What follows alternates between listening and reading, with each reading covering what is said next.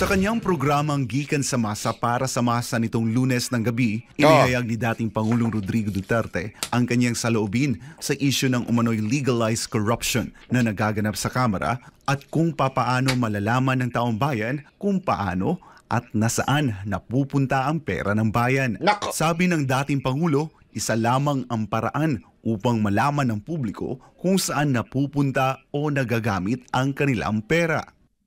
So, the only way really to know the truth of where the money went or where the money goes is to open the books at makikita at each and every congressman kung magkano. And you will see there that hindi yan tabla, ma'am. Paliwanag ni Pangulong Duterte na sa pamamagitan ng pagbubukas ng Book of Accounts ng Kamara ay dito malalaman. By the way, gusto ko na uling purihin ng SMNI. Maraming salamat po sa inyo. Sa inyong pagbibigay ng espasyo kay Pangulong Duterte. Palakpakan naman natin. Bobby Maglinte. Alam nyo kasi walang mainstream media ngayon ang naglalabas kay Pangulong Duterte. Kung ano yung ginawa nila noong 2015, ginagawa nila uli ngayon. Pero mga kababayan, ako humihiling po ako sa inyo. Simpleng hiling lang po. Pag may nakita kayong topic na nanggagaling kay Pangulong Duterte, pakishare. Kahit kung gusto niyo yung topic ko na galing dito, okay lang. Pero kung gusto niyo yung kahit ibang topic na galing kay Pangulong Duterte, basta wag lang doon sa mga house show na mga vlogger. Hindi, alam mo, ito walang biro ito Hiling ko lang sa inyo, pag kami nakita kayong mga video na tungkol kay Pangulong Duterte, i-share ninyo, di ba? Ngayon, wag lang doon sa mga house show. Ano ho yung mga house show? Yung mga boses lang, yung mga clickbait tapos may boses lang. Yung pagkaganon, alam mong gusto lang kumita niyan.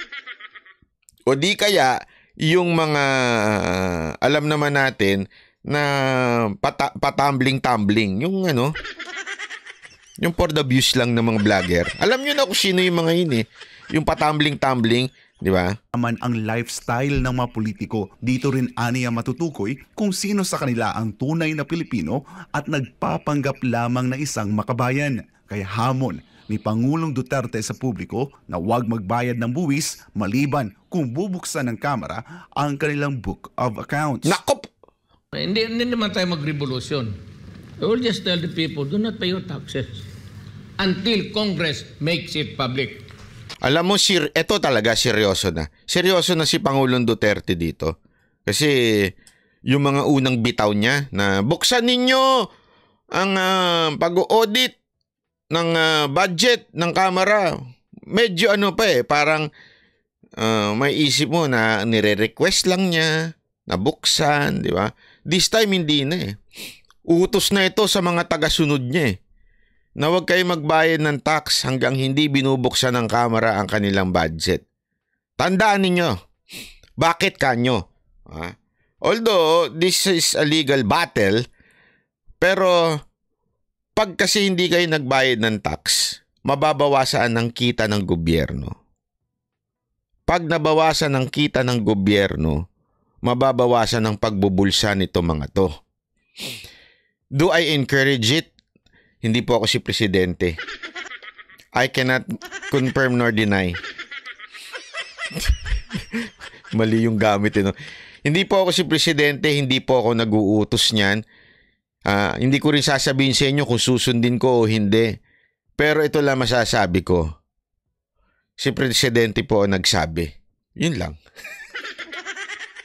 Mahirap na, baka mamaya silipan pa ako ng gobyerno na to sabihin na, ay, sinusuportahan ni Banatbay.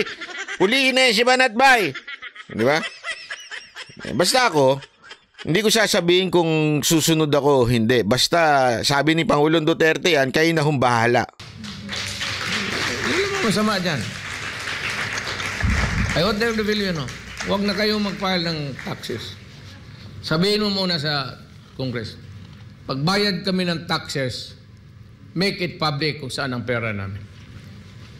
At magkano ang nakukuha ninyo. Alam mo isa pa, yun ang hindi katanggap-tanggap dito mga kababayan. Hindi man kayo maka-Duterte, kayo man ay maka-Marcos, kayo man ay kung ano man dyan, maka-Lenny, okay? O kaya kayo ay maka-Tae Black, ganyan. Tandaan nyo ito. Ang korupsyon, walang politika yan. Tandaan nyo yan. Ang mga nandyan, halo-halo ang partido niyan, nangungurap yan. Kumukuha yan ng pera. Nambubulsa yan ng mga pera. Wala ho yan sa political affiliation nila. Basta pera, wala nang kinikilalang partido yan. Ibig sabihin, as a whole, actually, alam naman ho natin kung sino talaga ang nambubulsa dyan. Pero as a whole, halos lahat ho dyan, kaya nga tanungin ko kayo yung mga iniidolo ninyong congressman. O sige na, banggitin nyo na yung mga kilala nyo, idolo ninyong congressman. Sabihan nyo sila, Kong, baka naman pwedeng unahan mo na yung utos ni Pangulong Duterte. Ipakita mo kung saan mo ginastos yung budget na ibinigay sa'yo.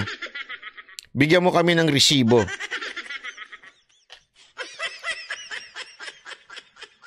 Hindi, yun ang totoo, di ba? Tanong nyo na. O yung mga favorite ninyong congressman, yung mga paborito ninyong congressman, tanungin nyo sila, Sir, saan nyo ba ginastos yung pera na binigay namin sa inyo?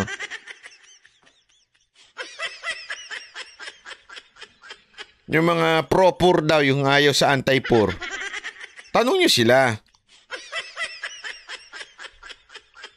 Hindi, punta kayo sa page nila. O kaya, mas maganda siguro, alamin ninyo yung email ad nila. Hingin ninyo, Sir, magkano ho ba yung ginastos ninyo para sa